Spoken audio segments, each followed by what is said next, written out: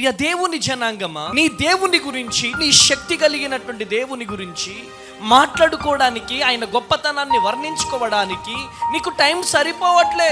నీకు ఇతర దేవుళ్ళ గురించి, ఇతర మతాల గురించి నీకు అవసరమా?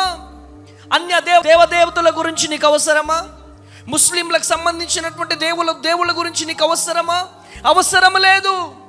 నీ దేవుని గొప్పతనము గురించి, దేవుడు నీ జీవితంలో చేసిన గొప్ప అద్భుతాల గురించి నువ్వు చెప్పు. దేవుని వాక్యం సెలవిస్తుంది, ప్రేమ లేని వాడివైతే నువ్వు వ్యర్థుడివే. ప్రేమ కలిగి మనం పరిచర్య చేయాలి. వారిని ప్రేమించకపోతే వారి మధ్యలోకి వెళ్ళి నువ్వు ఎలా పరిచర్య చేస్తావు? ప్రేమించాలి. ప్రేమ ద్వారానే పరిచర్యను ముందుకు తీసుకెళ్ళాలి. వారి మతాల గురించి, వారి దేవుళ్ళ గురించి మనం మాట్లాడొద్దు.